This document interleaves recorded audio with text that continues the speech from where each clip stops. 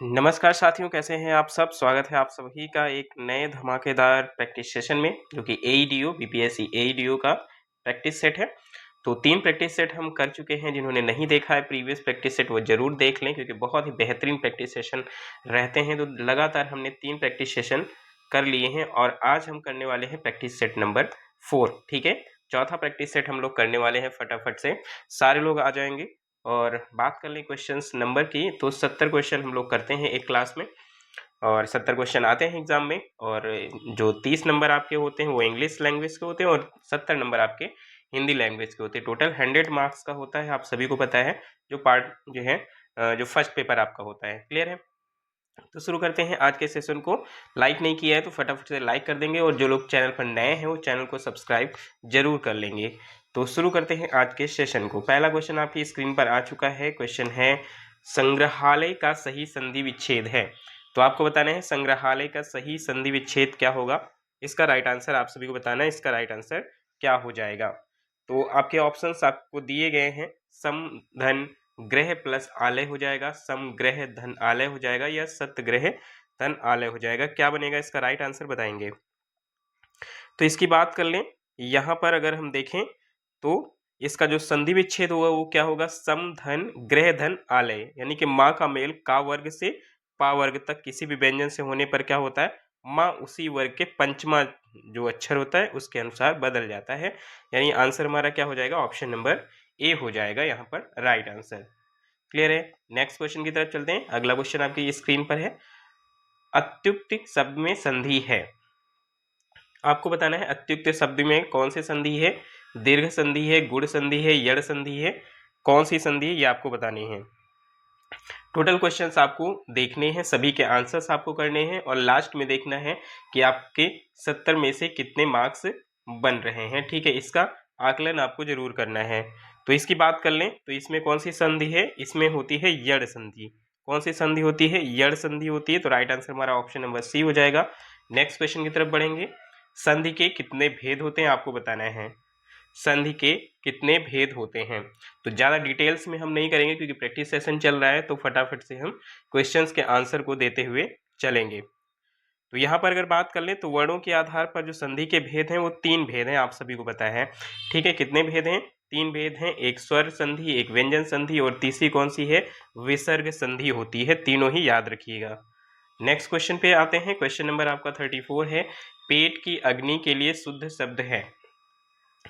पेट की अग्नि के लिए शुद्ध शब्द क्या है वो आपको बताना है। राइट आंसर इसका क्या बनेगा। कह रहा है दावाग्नि होता है, बड़वाग्नि होता है, या फिर जठराग्नि होता है। क्या बनेगा इसका राइट आंसर। तो बात कर लें यहाँ पर, जो समुद्र की अग्नि होती है उसको क्या बोलते हैं, बड़वाग्नि बोलते हैं। क्लियर है। इसके अलावा जो जंगल की अग्नि होती है उसको दावाग्नि बोलते हैं, और पेट की अग्नि को क्या बोलते हैं, जठराग्नि बोलते हैं। तो ऑप्शन नंबर सी हमारा यहाँ पर राइट आंसर हो जाएगा।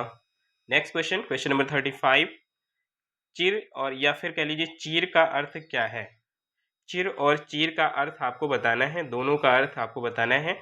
नया पुराना, किला या कास, पुराना कपड़ा। राइट आंसर क्या बनेगा बताएंगे। क्वेश्चन नंबर 35 का आंसर आप सभी को बताना है। तो इसकी बात कर ले तो चिर का मतलब क्या होता है, पुराना होता है, चिरकाल का।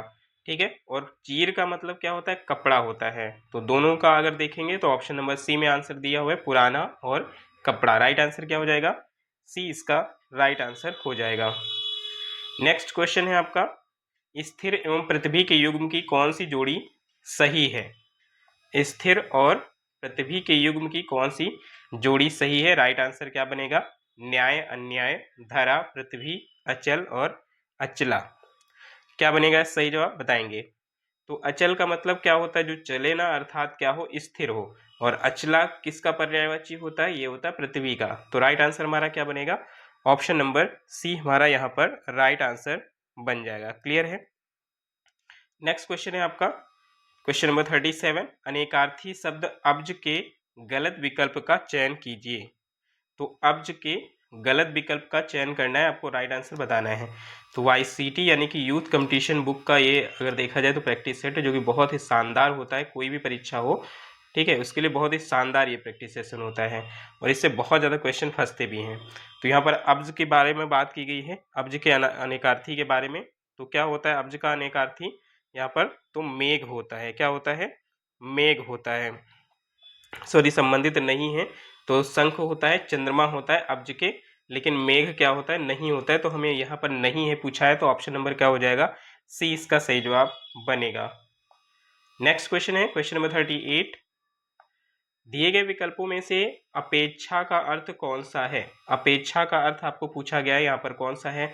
उपेक्षा, अभिलाषा, अंधकार। क्या बनेगा इसका सही जवाब? बताएंगे। क्वेश्चन नंबर 38 और इसका सही जवाब आपको बताना है। तो अपेक्षा का अर्थ क्या होता है? तो बिल्कुल सही है, अपेक्षा का अर्थ क्या होता है? अभिलाषा यानी कि इच्छा होता है।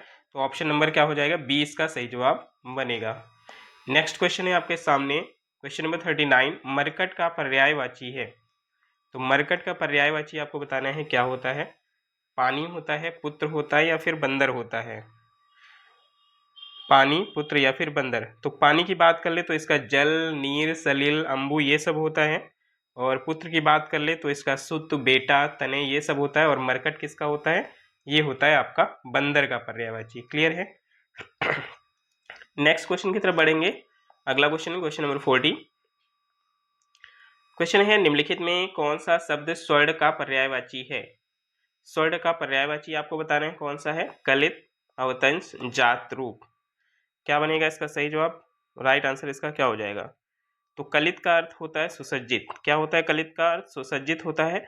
और अवतंस का मतलब क्या होता है? हार या फिर माला। क्या होता है? हार या फिर माला। और स्वर्ण का जो पर्यायवाची वो कौन सा है? वो है जात रूप। क्या है? जात रूप होता है स्वर्ण का पर्यायवाची। नेक्स्ट क्वेश्चन की तरफ चलेंगे। क्वेश्चन नंबर आपका 41। आविर्भाव का समानार्थी क्या है? आविर्भाव का समानार्थी शब्द आपको बताना है क्या होता है? विश्लेषण, अवतरण या फिर रूपगत। क्या बनेगा इसका सही जवाब? फटाफट से आंसर करने लगेंगे। तो आविर्भाव का जो समानार्थी शब्द होता है वो क्या होता है? अवतरण। क्या होता है? अवतरण इसका समानार्थी होता है। तो ऑप्शन नंबर क्या बनेगा? बी इसका राइट आंसर बन जाएगा। अगला क्वेश्चन क्वेश्चन नंबर 42 है। निर्माण का विलोम है। आपको बताना है निर्माण का विलोम क्या होता है? नाश होता है, ध्वंस होता है, या विनाश होता है?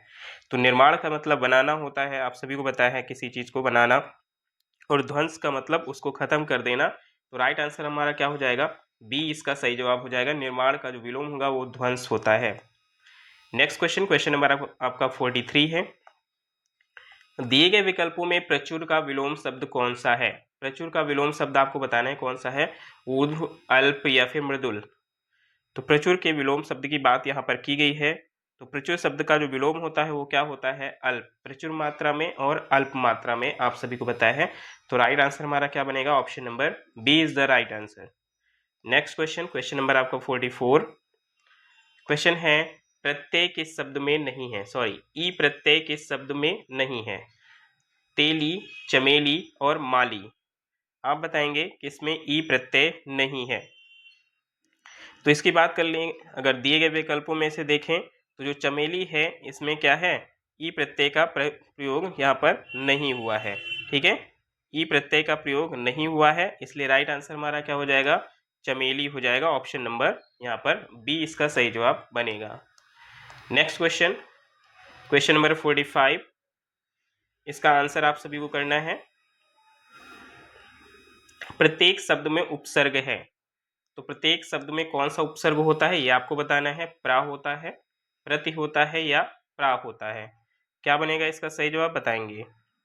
आसान क्वेश्चन है। तो प्रत्येक शब्द में क्या होता है? प्रतिधन एक यानी कि प्रति यहाँ पर उपसर्ग होता है। तो ऑप्शन नंबर क्या बनेगा? 20 का राइट आंसर बन जाएगा। Next question question number 46। अभ्यागत शब्द में उपसर्ग है। अभ्यागत शब्द में उपसर्ग बताना है कौन सा है? अभी है, आ है, या फिर अभ्य है? क्या बनेगा सही जवाब? इसका राइट आंसर आप सभी को बताना है। तो अभ्यागत में जो उपसर्ग है वो कौन सा है? अभी है। क्या है? अभी उपसर्ग है। तो ऑप्शन नंबर क्या बनेगा? ए इसका राइट आंसर बन जाएगा। सेशन को लाइक और शेयर करते रहेंगे, और जो लोग चैनल पर नए हैं वो लोग चैनल को सब्सक्राइब जरूर कर लेंगे, क्योंकि AEDU का यहाँ पर पूरा प्रैक्टिस सेशन हम कराने वाले हैं। ढीठ शब्द का तत्सम है। तो ढीठ शब्द का तत्सम आपको बताना है। इसके अलावा अगर आपने बिहार SSC का फॉर्म फिल किया है, वो चाहे आप 10+2 या CGL या फिर MTS वाला कोई भी फिल किए हैं, तो इसकी भी क्लासेस हम जल्द ही शुरू करने वाले हैं। तो आप चैनल को सब्सक्राइब कर लीजिए। ढीठ शब्द का तत्सम बताना है आप सभी को। क्या होता है? दुष्ट होता है, पुष्ट होता है, दृश्य होता है। क्या बनेगा इसका सही जवाब बताएंगे। तो ढीठ के तत्सम शब्द इसका क्या होता है? धृष्ट होता है। क्या होता है? धृष्ट होता है, जो कि किसी भी ऑप्शन में नहीं दिया गया है। तो हम लोग नोट कर लेंगे क्या होता है? धृष्ट।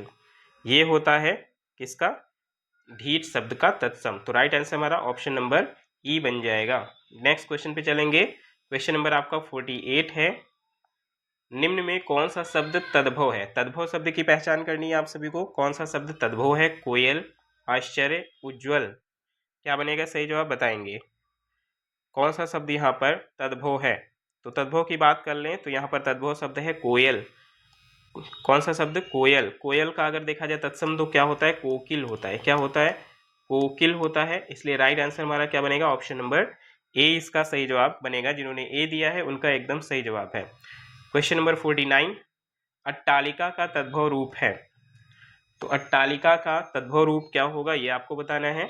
अटाला, अटल या फिर अटारा। क्या बनेगा इसका सही जवाब बताएंगे। तो अट्टालिका का जो तद्भव रूप होता है वो क्या होता है? अटारी होता है। क्या होता है? अटारी होता है। आप सभी को पता है, गांव में अक्सर बोला जाता है। ठीक है, तो यहाँ पर अगर देखा जाए तो अटारी किसी भी ऑप्शन में नहीं है, ए बी सी किसी भी ऑप्शन में नहीं है। इसलिए हमारा आंसर क्या बनेगा? इसलिए हमारा आंसर बनेगा ऑप्शन नंबर ई। क्लियर? नेक्स्ट क्वेश्चन पे चलते हैं। अगला क्वेश्चन हमारा क्वेश्चन नंबर 50 और क्वेश्चन है, इनमें से कौन सा शब्द योग रूढ़ शब्दों की श्रेणी में आता है? तो योग रूढ़ शब्दों की श्रेणी में कौन सा आता है? देवदूत, नारीत्व, दशानन। क्या बनेगा इसका सही जवाब बताएंगे। तो योग रूढ़ की परिभाषा हम इससे पहले वाले अगर देखा जाए प्रैक्टिस सेशन में दे चुके हैं।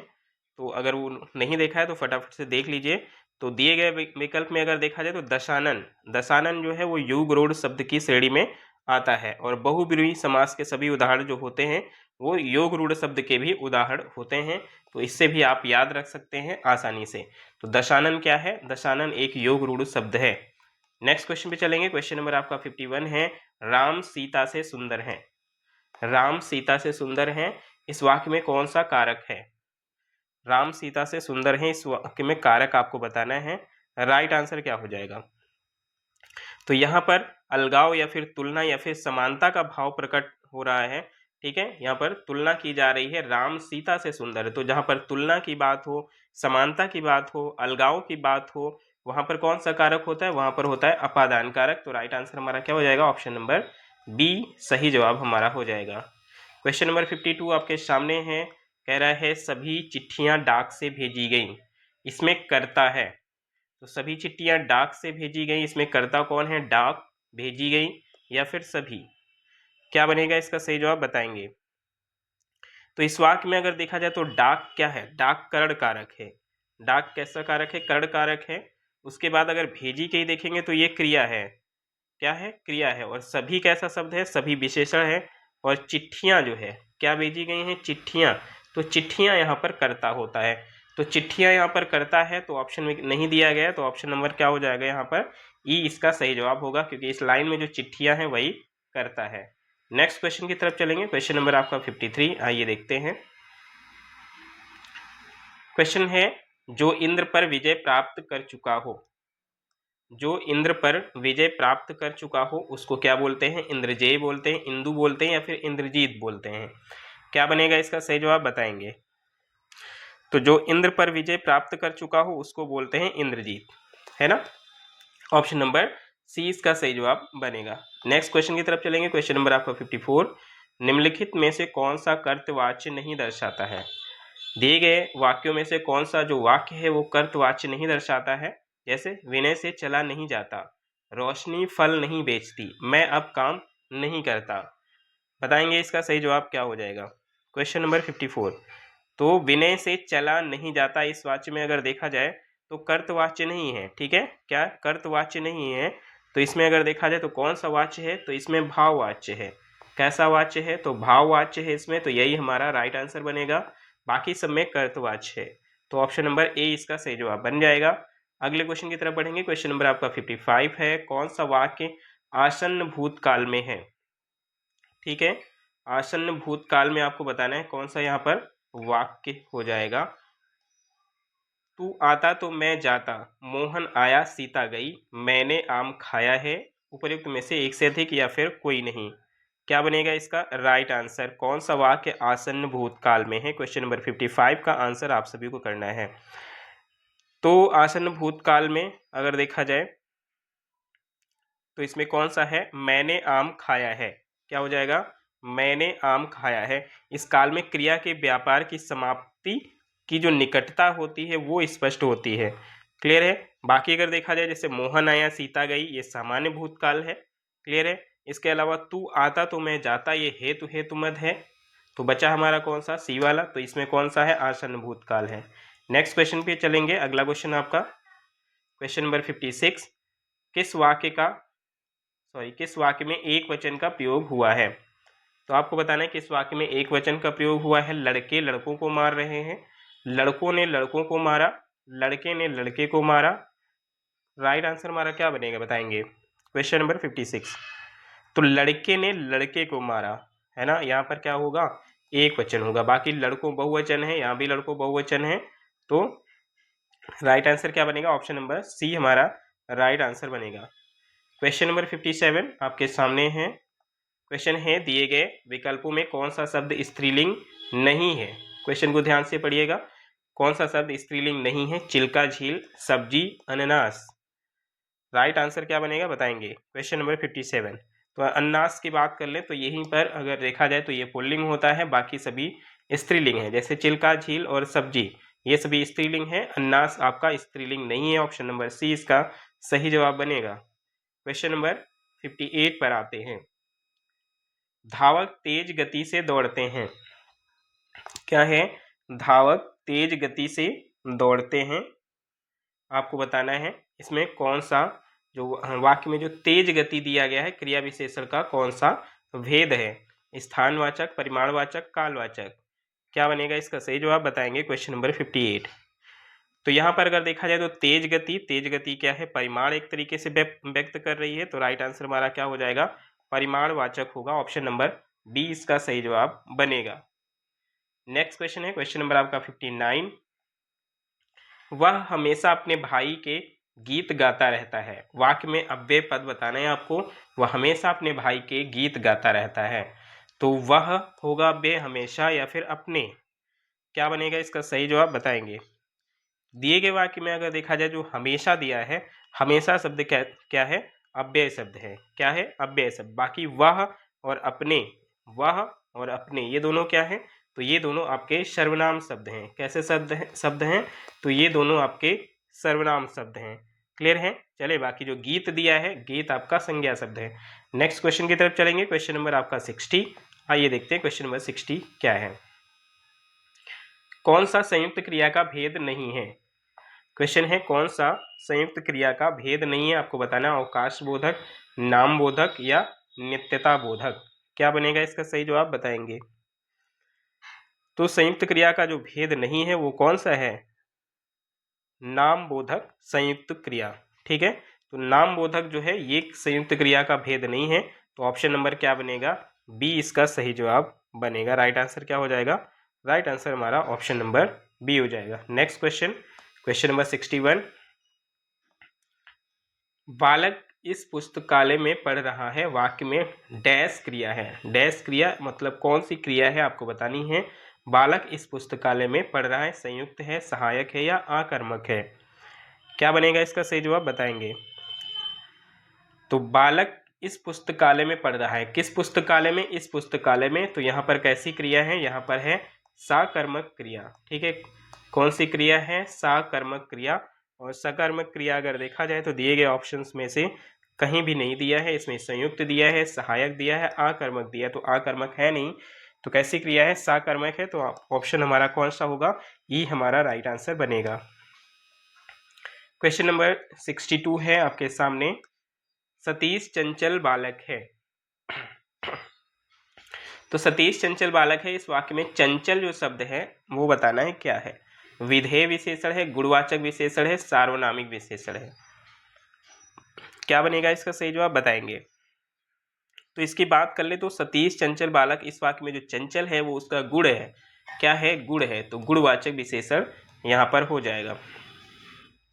नेक्स्ट क्वेश्चन आपके सामने है, निम्नलिखित में विशेषण पद है। निम्नलिखित में विशेषण पद की पहचान आपको करनी है। कौन सा इसमें विशेषण पद है? उपासना, उद्गार, आयतलोचना। क्या बनेगा इसका सही जवाब बताएंगे। Question number 63। तो आयतलोचना क्या है? विशेषण पद है। आयतलोचना क्या है? विशेषण शब्द है। इसके अलावा जैसे उपासना और उद्गार दिया है, ये दोनों क्या दिया है? ये दोनों आपकी क्रिया दी गई है। क्या है? ये क्रिया है। तो हमें विशेषण बताना है, तो ऑप्शन नंबर सी हमारा सही जवाब बनेगा। नेक्स्ट क्वेश्चन है, जो करेगा सो भरेगा। इस शब्द में जो रेखांकित शब्द है, यानी कि रेखांकित शब्द है आपका जो, तो जो क्या है? क्रिया विशेषण है, संकेतवाचक सर्वनाम है, या फिर संबंधवाचक सर्वनाम है? क्या बनेगा इसका राइट आंसर? तो जो करेगा सो भरेगा, यानी कि किसी से संबंध यहाँ पर दर्शाया जा रहा है कि जो करेगा सो भरेगा। तो यहाँ पर कौन सा सर्वनाम आ जाएगा? संबंधवाचक सर्वनाम आ जाएगा। तो ऑप्शन नंबर क्या बनेगा? सी इसका सही जवाब बनेगा। अगला क्वेश्चन है, क्वेश्चन नंबर आपका 65। सर्वनाम के कुल कितने भेद होते हैं, ये आपको बताना है। सर्वनाम के कुल कितने भेद हैं, ये आपको बताना है। 5 होते हैं, 6 होते हैं, या फिर 7 होते हैं? तो हम सभी को पता है कि सर्वनाम के कितने भेद होते हैं? 6 भेद होते हैं। कितने भेद होते हैं? 6 भेद होते हैं, यानी ऑप्शन नंबर 20 का सही जवाब बनेगा। कौन कौन से होते हैं? एक जो है लाइन में आप लोग सुन लेंगे, पुरुषवाचक सर्वनाम, निश्चयवाचक सर्वनाम, निजवाचक सर्वनाम, संबंधवाचक सर्वनाम, अनिश्चयवाचक सर्वनाम और प्रश्नवाचक सर्वनाम। ये 6 आपके जो है सर्वनाम के भेद होते हैं। नेक्स्ट क्वेश्चन है, क्वेश्चन नंबर आपका 66। अचूक विशेषण के साथ उपयुक्त संज्ञा है। तो अचूक विशेषण के साथ क्या लगता है? अचूक चोट होता है, अचूक नेत्र होता है, या फिर अचूक निशाना होता है? तो ये हमारा अगर देखा जाए तो आम भाषा में शब्द यूज होता है अचूक निशाना। कैसा निशाना? अचूक निशाना, जो चूके ना। तो राइट आंसर क्या बनेगा? ऑप्शन नंबर सी यहाँ पर राइट आंसर हमारा बन जाएगा। क्वेश्चन नंबर 67 पर आ जाते हैं। व्युत्पत्ति के आधार पर संज्ञा के कितने भेद होते हैं, ये आपको बताना है।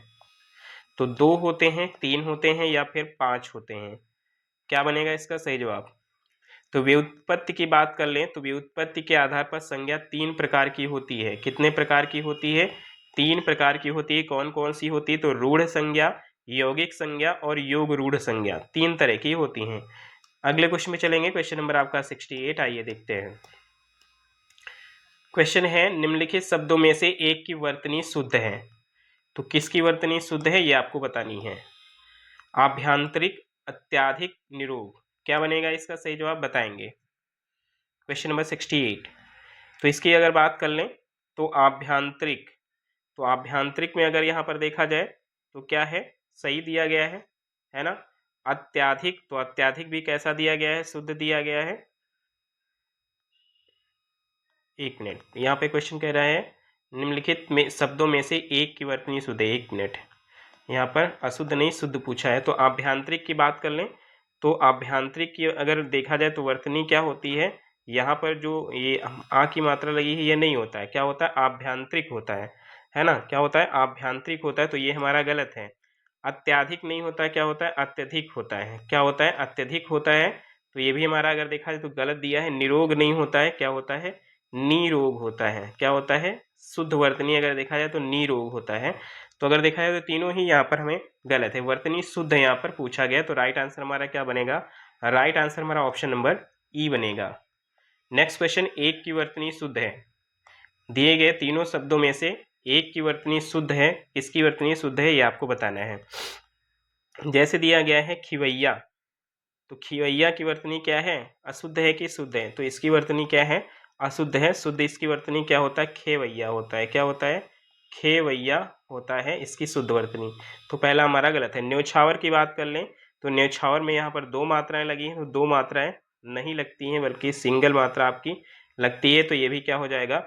गलत हो जाएगा। तो बचा हमारा अन्नास, तो अन्नास की वर्तनी हमारी देखा जाए तो एकदम सही है। तो ऑप्शन नंबर सी इसका सही जवाब बन जाएगा। अगले क्वेश्चन की तरफ चलेंगे, क्वेश्चन नंबर आपका 70। क्वेश्चन है, किसी अक्षर या शब्द पर विशेष बल देने के लिए किस चिन्ह का प्रयोग किया जाता है? तो किसी अक्षर या शब्द पर विशेष बल देने के लिए किस चिन्ह का प्रयोग करेंगे? एक हरा उद्धरण, या दोहरा उद्धरण, या फिर विवरण चिन्ह। क्या बनेगा इसका सही जवाब बताएंगे। क्या बनेगा इसका सही जवाब बताएंगे। तो इसकी बात कर लें यहाँ पर, तो कौन सा हो जाएगा, इकहरा उद्धृढ़ हो जाएगा। क्या हो जाएगा, इकहरा उद्धृढ़ हो जाएगा। ऑप्शन नंबर ए इसका सही जवाब बनेगा। नेक्स्ट क्वेश्चन है क्वेश्चन नंबर आपका 71। जो चाहे करो बस हमें तंग ना करो। वाक्य के बीच में जो रिक्त स्थान है इसमें कौन सा विराम चिन्ह आएगा ये आपको बताना है। अल्प विराम आएगा, अर्ध विराम आएगा या फिर पूर्ण विराम आएगा। तो जो चाहे करो बस हमें तंग ना करो, तो यहाँ पर क्या आ जाएगा, अर्ध विराम आएगा। क्या आएगा, अर्ध विराम आएगा, ये वाला। क्लियर है, तो यहाँ पर अर्ध विराम आएगा। ऑप्शन नंबर बी इसका सही जवाब बनेगा। नेक्स्ट क्वेश्चन की तरफ चलेंगे। अगला क्वेश्चन क्या है, आइए देखते हैं। क्वेश्चन नंबर आपका 72। वर्णमाला में स्पर्श व्यंजनों की संख्या कितनी है ये आपको बताना है। वर्णमाला में स्पर्श व्यंजनों की संख्या कितनी है, 25 है, 30 है या फिर 20 है। क्या बनेगा इसका सही जवाब बताएंगे। तो वर्णमाला में अगर देखा जाए, का से लेकर माँ तक जो 25 वर्ण मुख के विभिन्न भागों जैसे कंठ, तालु, मूर्धा, दंत, ओष्ठ को जिह्वा द्वारा स्पर्श से बोले जाते हैं, इसीलिए इनको क्या बोलते हैं, स्पर्श व्यंजन बोलते हैं। यानी का वर्ग के, चा वर्ग के, ता वर्ग के और ता वर्ग के और पा वर्ग के। तो यहाँ पर कितने टोटल होते हैं, 25 होते हैं। तो राइट आंसर हमारा ऑप्शन नंबर ए बनेगा। अगला क्वेश्चन है, निम्न में संयुक्त व्यंजन कौन सा नहीं है। तो कौन सा एक संयुक्त व्यंजन नहीं है, या, छा या फिर त्रा। क्या बनेगा इसका सही जवाब बताएंगे। Question number 73। तो इसकी बात कर लें यहाँ पर, तो दिए गए व्यंजनों में से अगर देखा जाए तो जो या दिया है, क्या दिया है, या दिया है, ये संयुक्त व्यंजन नहीं है। ठीक है, ये संयुक्त व्यंजन नहीं है बल्कि क्या है, अंतस्थ व्यंजन है। तो राइट आंसर हमारा ऑप्शन नंबर ए हो जाएगा। क्वेश्चन नंबर 74 है, स्वरों का उच्चारण। तो स्वरों का उच्चारण किसकी सहायता से होता है, व्यंजनों की सहायता से, अनुस्वार की सहायता से, अनुनासिक की सहायता से होता है, या एक से अधिक। क्या बनेगा इसका सही जवाब बताएंगे। तो जब हम स्वरों की परिभाषा पढ़ते हैं तो उसमें साफ साफ दिया रहता है कि जो स्वरों का उच्चारण होता है वो बिना किसी की सहायता से होता है। ये सभी क्या होते हैं, स्वतंत्र होते हैं। जबकि जो व्यंजन होते हैं तो व्यंजन वर्णों का उच्चारण क्या होता है, स्वरों की सहायता से होता है। तो यहाँ पर आंसर हमारा क्या बनेगा, उपर्युक्त में से कोई नहीं, क्योंकि स्वरों का उच्चारण किसी की सहायता के बिना ही होता है। क्वेश्चन नंबर 75 पर आ जाते हैं। क्वेश्चन है, अमृता प्रीतम किस भाषा की साहित्यकार हैं। तो अमृता प्रीतम आपको बताना है किस भाषा की साहित्यकार हैं, हिंदी भाषा की, पंजाबी भाषा की, सिंधी भाषा की। राइट आंसर क्या बनेगा बताएंगे, अमृता प्रीतम। तो अमृता प्रीतम की बात कर लें तो ये यहाँ पर किस भाषा की हैं, पंजाबी भाषा की हैं। किस भाषा की हैं, पंजाबी भाषा की। तो ऑप्शन नंबर क्या हो जाएगा, बी इसका सही जवाब बनेगा। नेक्स्ट क्वेश्चन की तरफ चलेंगे। क्वेश्चन नंबर आपका 76 है, ठेठ हिंदी का ठाठ किसकी रचना है। ठेठ हिंदी का ठाठ किसकी रचना है, ज्योतिरीश्वर ठाकुर या फिर अयोध्या सिंह उपाध्याय, हरिओम, किशोरीदास वाजपेयी या फिर उपरोक्त में से एक से अधिक। क्या बनेगा इसका सही जवाब बताएंगे। क्वेश्चन नंबर 76 का आंसर आप सभी को करना है। तो ठेठ हिंदी का जो ठाठ है वो अयोध्या सिंह उपाध्याय, हरिओम द्वारा रचित है। ठीक है, तो ऑप्शन नंबर क्या हो जाएगा, ये हो जाएगा ऑप्शन नंबर बी। और ये क्या है, ये एक उपन्यास है, इसको भी आप याद रखेंगे। ठीक है, क्या है ये, ठेठ हिंदी का ठाठ उपन्यास है, तो इसको भी याद रखेंगे। नेक्स्ट क्वेश्चन की तरफ चलेंगे। शिवा बावनी के रचयिता हैं। तो शिवा बावनी के रचयिता कौन है, बांकीदास हैं, भूषण हैं या फिर जोधराज हैं। क्या बनेगा इसका सही जवाब बताएंगे। क्वेश्चन नंबर 77 का आंसर आप सभी को करना है। तो शिवा बावनी की बात कर लें तो इसके जो रचयिता है वो भूषण हैं, कवि भूषण हैं। तो ऑप्शन नंबर क्या हो जाएगा, बी इसका सही जवाब बनेगा। क्या बनेगा, बी इसका सही जवाब बनेगा। और भूषण जो है वो वीर रस के कवि माने जाते हैं, तो इसको भी याद रखिएगा। क्लियर है, नेक्स्ट क्वेश्चन पे आते हैं। क्वेश्चन नंबर आपका 78, निम्नलिखित में से किस मुसलमान कवि की रचना प्रेम चिंगारी है। तो प्रेम चिंगारी किसकी रचना है ये आपको बताना है, शेख नबी, जायसी या नूर मोहम्मद। क्या बनेगा इसका राइट आंसर बताएंगे। उपर्युक्त में से एक से अधिक या फिर कोई नहीं, इन दोनों ऑप्शंस को भी देखते हुए चलना है। तो एक मुसलमान कवि हुए हैं नजफ अली, क्या नाम था उनका, नजफ अली। ठीक है, इन्होंने ही अगर देखा जाए तो रचना की है प्रेम चिंगारी की। तो राइट आंसर हमारा क्या हो जाएगा, राइट आंसर हमारा उपर्युक्त में से कोई नहीं, क्योंकि दिए गए ऑप्शंस में से कोई भी ऑप्शन सही नहीं है। नेक्स्ट क्वेश्चन है क्वेश्चन नंबर आपका 79। मैथिली के प्रसिद्ध कवि हैं, तो कौन मैथिली के सुप्रसिद्ध कवि हैं? विद्यापति, रामधारी सिंह दिनकर, नागार्जुन, या दिए गए दोनों ऑप्शंस में से होगा। तो मैथिली के प्रसिद्ध जो कवि हैं वो है विद्यापति। ठीक है, क्या है? विद्यापति। तो ऑप्शन नंबर क्या हो जाएगा? ए इसका सही जवाब बनेगा। और अब आते हैं गद्यांश पे। तो गद्यांश को पढ़ना है ध्यान से, और उसके बाद फिर हम इसके क्वेश्चन आंसर को पढ़ेंगे। तो हमारे साथ ही थोड़ा सा स्पीड में पढ़ेंगे, और जिन लोगों को आराम से पढ़ना है थोड़ा, तो वीडियो को पॉज करके भी पढ़ सकते हैं। तो चलिए शुरू करते हैं। शिक्षा मनुष्य को मस्तिष्क और शरीर का उचित तालमेल करना सिखाती है। वह शिक्षा क्या जो मानव को पाठ्य पुस्तकों के ज्ञान के अतिरिक्त कुछ गंभीर चिंतन ना दे। यदि हमारी शिक्षा सुसंस्कृत, सभ्य, सच्चे चरित्र एवं अच्छे नागरिक नहीं बना सकती तो उससे क्या लाभ। सहृदय, सच्चा परंतु अनपढ़ मजदूर उस स्नातक से कहीं अच्छा है जो निर्दय और चरित्रहीन है।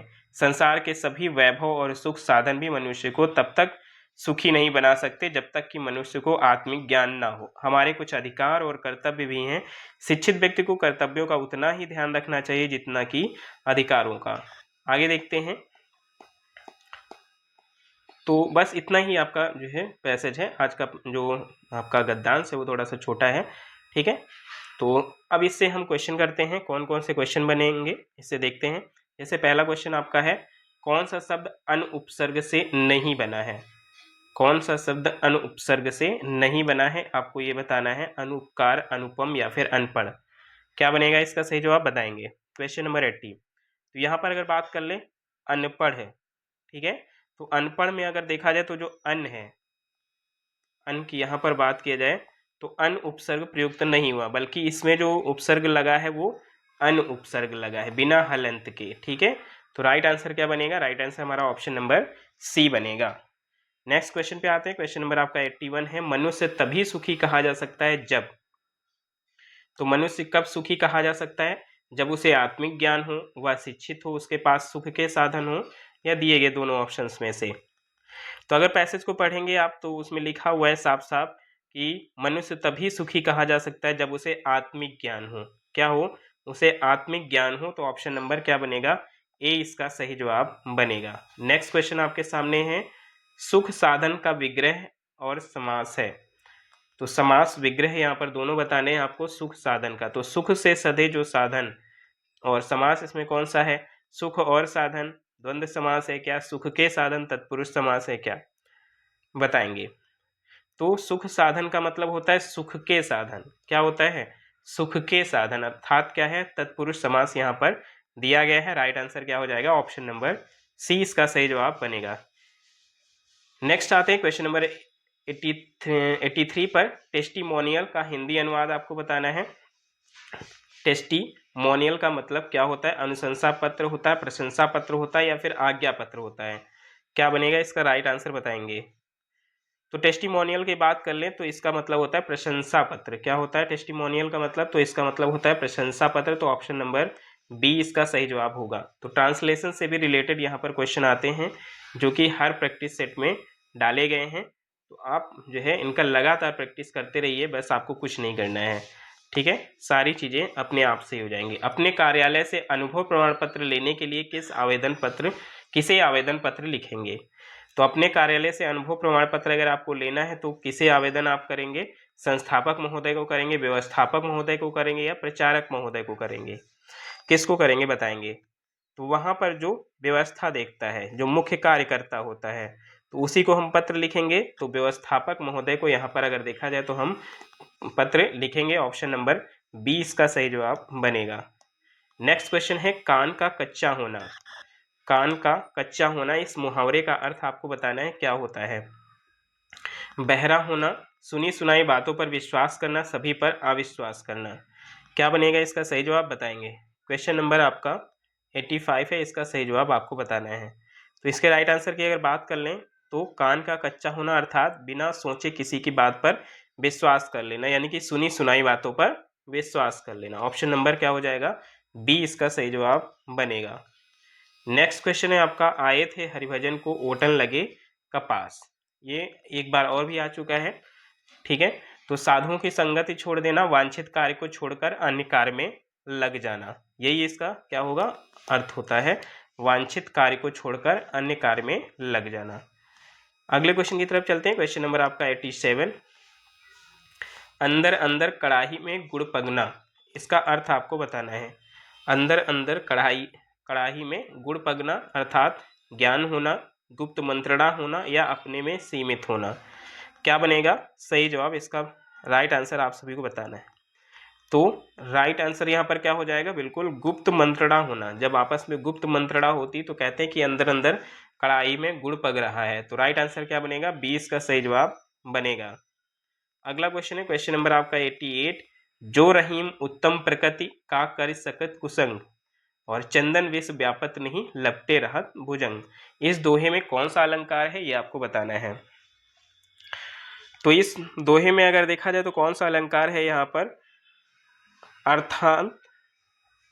पर अर्थांतर न्यास अलंकार है। कौन सा है, अर्थांतर न्यास अलंकार है, जो कि अगर देखा जाए तो जहां किसी साधारण बात का विशेष बात से तथा विशेष बात का साधारण बात से समर्थन किया जाता है, वहीं पर क्या होता है, अंतरनाश यहाँ पर अलंकार होता है। तो ऑप्शन नंबर क्या हो जाएगा, सी इसका सही जवाब बनेगा। नेक्स्ट क्वेश्चन की तरफ चलते हैं। क्वेश्चन नंबर आपका 89, काजल की रेख सी कतार है खजूर की, इस पंक्ति में अर्थालंकार का कौन सा भेद झलकता है, बताएंगे। तो काजल की रेख सी कतार है, कैसी रेख सी कतार है, तो यहाँ पर क्या हो जाएगा, कौन सा हो जाएगा, उपमा दी गई है, तो उपमा अलंकार यहाँ पर हो जाएगा। तो राइट आंसर क्या हो जाएगा, राइट आंसर हमारा ऑप्शन नंबर सी हो जाएगा। ठीक है, अगले क्वेश्चन पे चलेंगे। क्वेश्चन नंबर 90 है, सो सुख सुजस सुलभ मोहि स्वामी में कौन सा अलंकार है। सो सुख सुजस सुलभ मोहि स्वामी में कौन सा अलंकार है, ये आपको बताना है। उत्प्रेक्षा है, रूपक है या फिर अनुप्रास अलंकार है। राइट आंसर क्या बनेगा बताएंगे। तो समान वर्णों की दो या दो से अधिक बार जब आवृत्ति होती है वहां पर क्या होता है, अनुप्रास अलंकार होता है। और प्रश्न में जो दी गई पंक्ति में जो सा वर्ण की उपत्ति है वो 3 बार हुई है, जो सा वर्ण की जो है वो 3 बार हुई है, इसीलिए यहाँ पर कौन सा अलंकार हो जाएगा, यहाँ पर हो जाएगा अनुप्रास अलंकार। राइट आंसर हमारा ऑप्शन नंबर सी हो जाएगा। नेक्स्ट क्वेश्चन, क्वेश्चन नंबर 91 है, राम कथा सुंदर करतारी संशय विहग उड़ावन हारी, इस पंक्ति में कौन सा छंद है।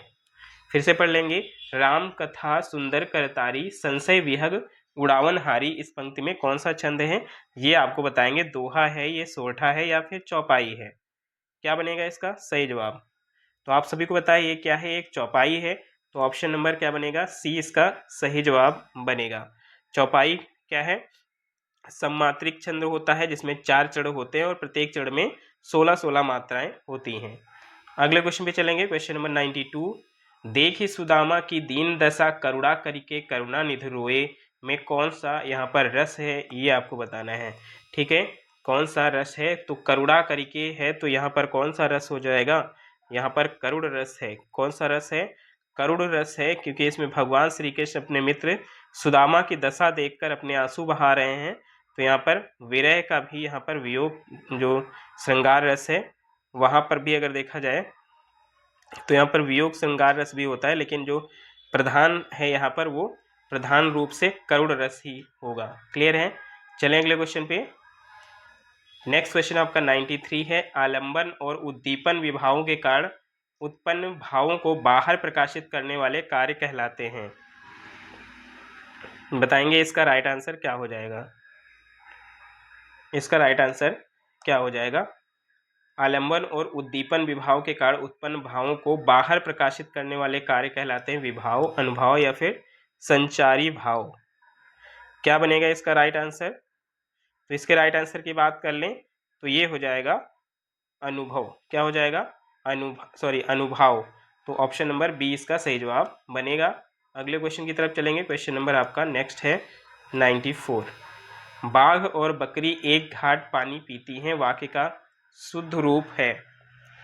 तो बाघ और बकरी एक घाट पानी पीती हैं, इसका शुद्ध रूप क्या हो जाएगा, बाघ बकरी एक घाट पर पानी पीती हैं, बाघ और बकरी एक घाट पर पानी पीते हैं, या बाघ और बकरी एक ही घाट पर पानी पीती हैं।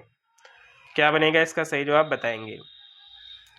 तो इसके राइट आंसर की बात कर ले तो बाघ और बकरी एक घाट पर पानी पीते हैं। तो राइट आंसर हमारा ऑप्शन नंबर बी बनेगा। क्या बनेगा? बी इसका राइट आंसर बनेगा।